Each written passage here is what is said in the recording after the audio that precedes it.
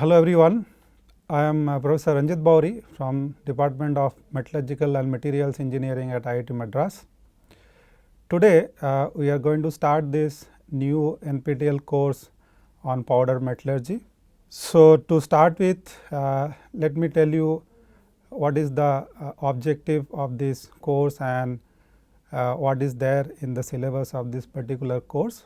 Powder metallurgy is a very useful manufacturing process, which is in practice in variety of industries for a long time. It is a versatile process that can produce a solid, a component or a product in net shape or near net shape, starting from a loose mass of powder. And therefore, understanding the science of powder metallurgy is very important. This particular course will not only provide a broad overview of the powder metallurgy process, but we will also deal with the relevant concepts in detail. The objective is to learn about the process and understand it in a scientific and systematic manner. Okay. So, in a nutshell, the main objective of this particular course is to learn in great detail about the entire process of powder metallurgy, as to how it is done, what are the relevant mechanisms and concepts, and all other details associated with this particular manufacturing process called powder metallurgy. Okay. And the book that you can refer to for this particular course is a book by R.M. German. In fact, this book is known as the Bible of powder metallurgy. The book goes by the same name, Powder Metallurgy Science, and the author is R.M. German. So, you can refer to this particular book for most of the things which will be covered in this particular course. Okay. Let me tell you what is a powder, because that is what we start with in a powder metallurgy. I suppose you have already gone through the syllabus and you have seen what are the topics which will be covered in this particular course, and different categories or subtopics which are there under each of these topics. So, the first thing that you start with in a powder metallurgy process is the powder itself, as I was mentioning. So, first you need to know or you need to understand what is a powder, right. So, powder, if you want to define as such, a powder can be defined as a finely divided solid whose maximum dimension is less than 1 millimeter. Okay. So, in a broad term, that is how you can define a powder, but a powder also should have certain characteristics which are listed over here, as you could see, and the characteristics that a powder should have are as follows. It should have a relatively high surface area to volume ratio. The powder particles exhibit behavior that is intermediate between that of solid and liquid. For example, powders flow under gravity to fill containers or die cavities, and in this case they behave like liquids, because they are flowing and they can go to different places inside a mold, for example, when you are molding the powder. So, like how a liquid flow, the powder particles can also flow, and that is why it is said that their characteristics is in between that of solid and liquid. Okay. Powders are compressible like a gas, and compression of a metal powder is irreversible. That means, once you compress it or compact it, you cannot get it back to the initial condition. So, these are the typical characteristics that a powder should have, apart from the fact that the dimension of powder particles or the solid which can be called a powder should be less than 1 millimeter. So, that is about the powder. Now, when you say powder metallurgy, as I said in the beginning during the introduction, powder metallurgy is a whole manufacturing process which can be used to make products and components. So, powder metallurgy, if you want to define, it can be defined as the study of the processing of metal powders that involves fabrication, characterization and conversion of powders into useful engineering components, right.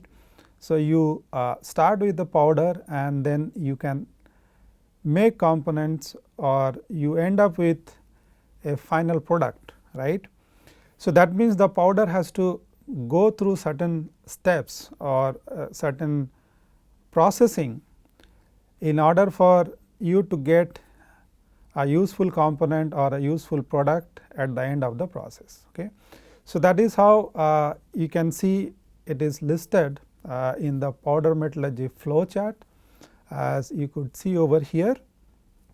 As I said, you first start with the powder and you have to process the powder to get a particular component or a particular product with required properties. So, when you process the powder, you need certain toolings which can process it and give it a particular shape and things like that. And after that, once you process the powder into a solid, you need to test its properties, so that you know that whatever desired properties which you wanted in a particular component or in a particular product is there in the final part or in the final product which is coming out at the end of the powder metallurgy process, right. So, when you check these properties, you need to do some testing also. So, that is how you can see how the flow chart goes over here. Powder, then with the tooling you process the powder and then you want to get certain properties. So, you need to test it to get to know whether those properties are achieved. Okay. So, now in each of these steps you have certain parameters that you need to consider, certain factors that you need to consider. For example, when you talk about the powder itself, the powder has certain properties or certain characteristics in terms of the size, the shape and the fabrication process that is being used to make these powders. And apart from that, the powder also have certain properties like the microstructure, the chemistry of the powder and also the packing, because all these parameters will decide how the processing would be, because the powder has to be packed first in a particular shape, right. So, how that packing would be, that might depend on one or more of these parameters which are listed over here, like size, shape or microstructure, chemistry, packing and so on, right. So, before you actually start the processing, these factors or these parameters have to be evaluated, so that you know you are dealing with what kind of powder and what it might lead to when you process the powder for making a particular component or product. Okay. Now, in the next step, while you process the powder, as I said before also, you need certain tools. For example, you have to mold the powder in a die and then it has to be compressed, right. So, in order to do that, you need that die, the punches which will compress it and also a press which can apply the pressure on this loose powder and give rise to a compact which can be further processed, right.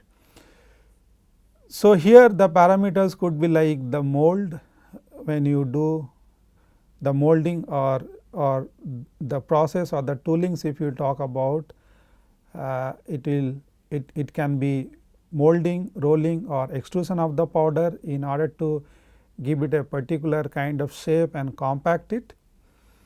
And on the other hand, once you have the compact, after either molding, rolling or extrusion, you need to finally close all the pores which are there in this compact. So, that at the end you come up with a fully dense solid, right. So, that is the final product that you need. The final product should be fully dense, and in order to achieve that, you need to either sinter the powder, forge it or hot press it. So, these are all high temperature process, sintering, forging or hot pressing, which will make sure that whatever porosity is remaining after molding, rolling or extrusion, after the compact is made through one of these processes, the sintering, forging and hot pressing, these high temperature processes will make sure that the pores are closed, and at the end you get a fully dense product. Okay. So, this is how the powder will be processed with the help of certain tools and certain processes like sintering, forging or hot pressing, which happens at the high temperature. Now, finally, once you make a solid part out of it, you also look for certain properties which could be any of these. For example, you look for strength, you look for conductivity, or you look for a particular type of microstructure, which can again give rise to certain type of property that you need in that particular component. And the other properties that you may look for is the density. As I said, at the end you have to have a product or a component coming out from the process which should be fully dense. So, you need to evaluate and measure the density. And then when you talk about mechanical properties, you also have to see what is the ductility of the final product and other properties like for example, magnetism, right. So, depending on what your requirement is or what the properties that you are looking at, you do the testing and evaluate those properties, right. So, if I have to summarize now, the powder metallurgy process, it starts with the powder. The powder is processed into a compact or into a particular shape, which could be the near net shape also, and then it is densified with the help of a high temperature process like sintering, forging or hot pressing. And then once you obtain a final fully dense product, you evaluate the properties depending on what are the requirements or what are the properties that you are looking at. Okay. So, how these processing and properties are interrelated or correlated, that can be understood with the help of a diagram like this, with the help of this tetrahedron, which is known as the powder metallurgy tetrahedron, where you can see in each of these vertices you have this 4 different parameters or 4 different things listed. Okay. The powder, that is the starting material, as I said, the processing, the chemistry and the properties. Okay. So, the way these things are correlated, you can easily see it from this one diagram. For example, the powder is related to how it can be processed, okay, or how easily it will be processed or whether it will be difficult to process, that would depend on the characteristics of the powder. For example, the powder type and the fabrication, that can influence the ease of compaction and sintering, because what you do while making anything out of a powder, you first compact the powder into a particular shape. So, you try and give it a shape in the beginning by compacting it, and then you sinter that compact to close all the pores and come up with a fully dense product. Okay. So, how the powder is in the beginning in terms of its type or the fabrication process which is used to make the powder, that will influence the ease of compaction and sintering. Okay. So, that is how these two, this powder and processing, this is how these two things are related to each other. Similarly,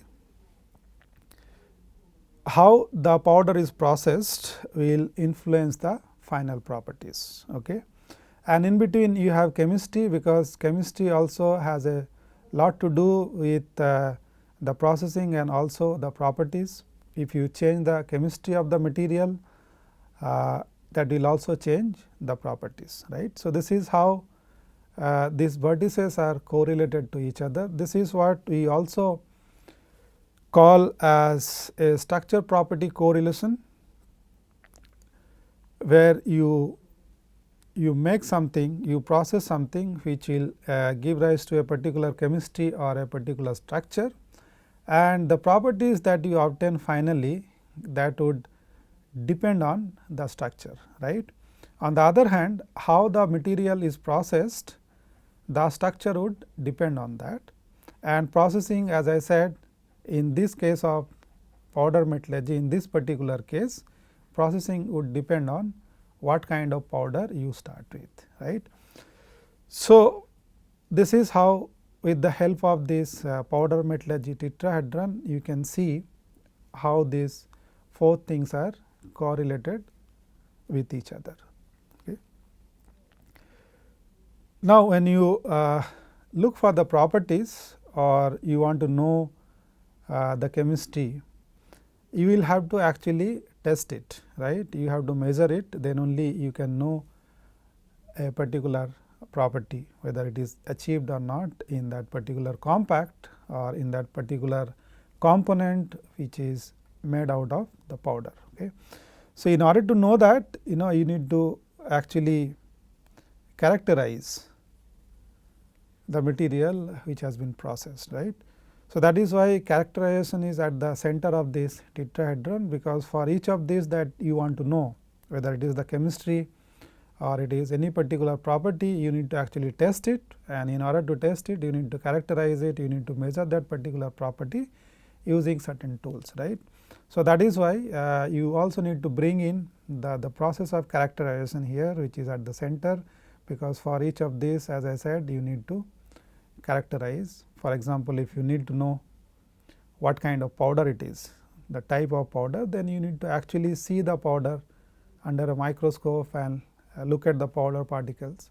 So, that is a characterization tool in that case, which you use to get to know about the powder type. Similarly, if you want to measure any property, you have to test it, right, using a particular instrument. One may ask a question as to why powder metallurgy and why not any other process, or in other words, what is the advantage of powder metallurgy over many other manufacturing processes which are available. Okay. So, let us try and understand as to why powder metallurgy and what will be the advantage of powder metallurgy over many other manufacturing processes. Okay.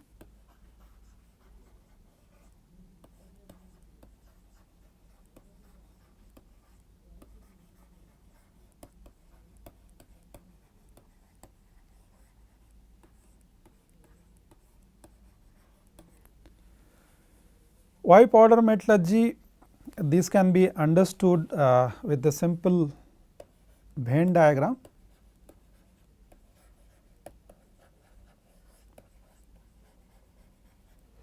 Which will show up the capability of a particular process, and as far as the powder metallurgy process is concerned, with the help of this diagram we are going to see what are those capabilities that powder metallurgy process will offer, and how it is different or how it is advantageous compared to other processes.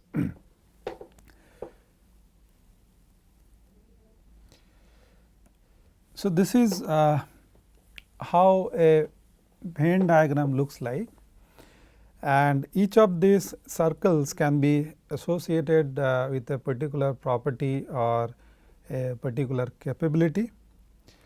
Let us say for example, this first circle that you have, let us say that talks about the uniqueness of the process, which can be in terms of the material like the alloys, or a particular type of microstructure that one wants to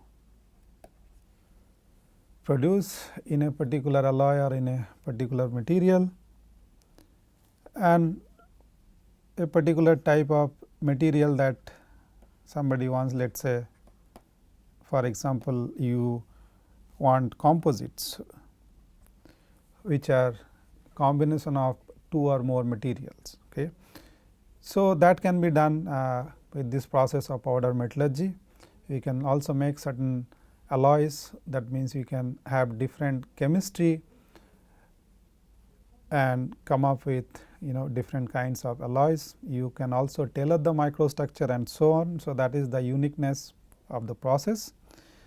And then when you talk about any manufacturing process, the other aspects that you will have to consider is of course the economy,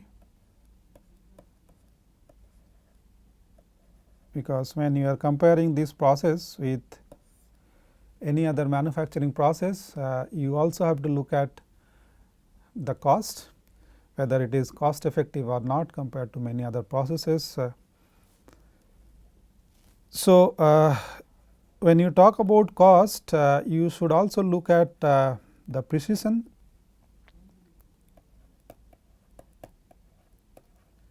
and the productivity, because these two are also related to the total cost of the process. For example, the rate of production or the productivity would of course lead to how higher or lower cost depending on whether you have high productivity or low productivity, right. And then the third circle can be assigned to another capability of the process, which is captive. That means this process is capable of processing materials which are difficult to process by other conventional processing or manufacturing routes. For example, these refractory or reactive metals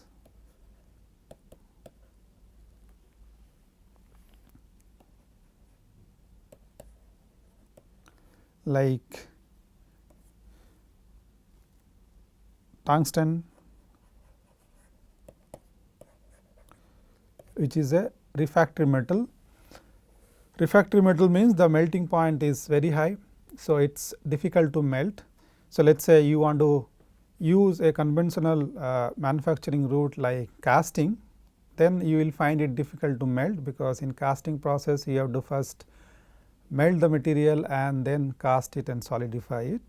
So, since it is a refractory metal, if you want to use a conventional processing or manufacturing route like casting, it is going to be difficult, but powder metallurgy can easily handle that and overcome the difficulties that you might face while using a conventional manufacturing process. Similarly, if you have reactive metals, for example, titanium, zirconium, and these kind of metals which are prone to oxidation if you process them at high temperature. Anyway, you will have to process it at high temperature, right. So, these kind of metals are prone to oxidation or other reactions, and that is why this kind of reactive metals are difficult to process by conventional processing routes, but powder metallurgy can easily take care of that. Okay. So, if I can elaborate on this, these are those three capabilities of this powder metallurgy process, starting from the economy, which also concerns the productivity, the tolerances and automations. So, powder metallurgy is attractive both in terms of the cost and the precision, because as I said in the beginning, it can also make the product in net shape or near net shape. So, your requirements for machining and things like that is much lower. So, it can easily make a product with high precision. Other manufacturing processes, for example, castings suffer from defects like segregation, and there is also need for machining, and it is difficult to maintain the tolerances, right. So, these kind of difficulties are not there in case of powder metallurgy, and that is why this is attractive in terms of both economy, productivity and the tolerances. Moreover, processing of pre-alloyed powders at temperature below the melting point also eliminates many of these difficulties which are associated with high temperature processing, like this segregation, porosity and so on. Then if you talk about the uniqueness, this will come in terms of a property that you are looking for, or a particular type of microstructure that you are looking for in the material, for a particular type of property which will come out from that kind of microstructure, right. So, property or microstructure which cannot be achieved by other methods can easily be obtained by a powder metallurgy process. Okay. For example, porous metals, oxide dispersion strengthened alloys which are much stronger. Then cermets, which is a combination of ceramic and metal, that is how the name is cermet. It is a combination of ceramic and metals. So, you also achieve a combination of properties of ceramics and metals in a single material when you combine them as a cermet, right. So, this kind of cermet materials can also be processed with the help of powder metallurgy, and other specialty materials, for example, cemented carbides, which are again difficult to process by conventional processing routes, can also be processed easily by powder metallurgy. So, that is how the process is unique. And when you talk about the captive characteristic of this particular process, it talks about the difficult to process materials, or the ability of this process of powder metallurgy to handle the materials which are difficult to process by other processing routes.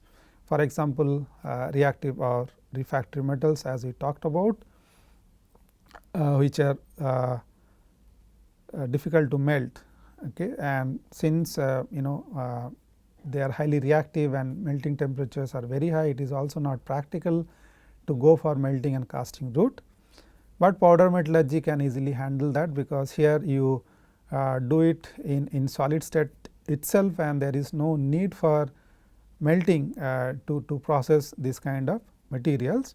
Moreover, you can also get a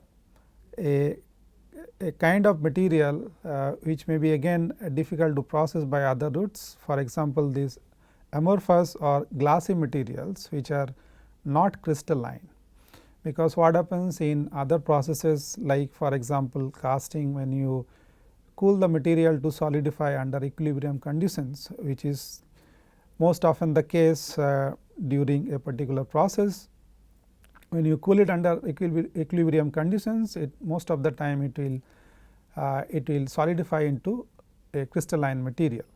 So, for some reason if you want an amorphous or a glassy material as we call them, then it will be difficult to use those kind of processes.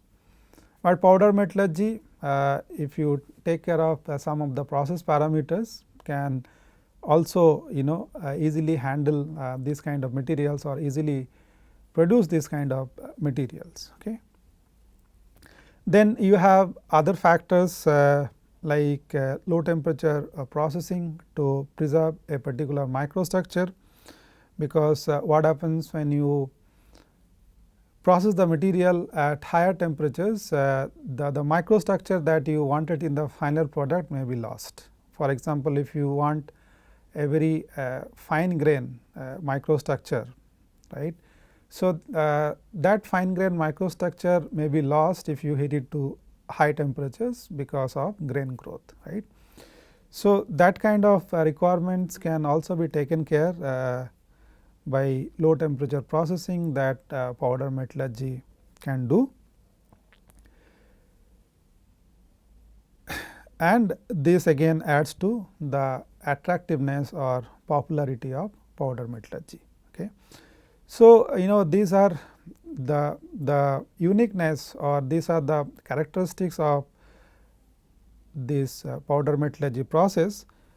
But the biggest advantage that you have in this process is what you can see in this junction over here, right, in this place, which is the meeting point of all these three circles, right. So, in this place you have all these three characteristics present. Okay. So, that means powder metallurgy can be an ideal application for making materials or making components, products, where you can combine all these characteristics in one process itself. So, it could be ideal applications for specialty products, for example, like porous tantalum capacitors and things like that, because it can combine, as I said, all these unique characteristics of a manufacturing process. Okay. So, this is why powder metallurgy is so attractive, and this is why people go for powder metallurgy, because of its uniqueness and how it combines all these three categories or all these three different characteristics into one single process.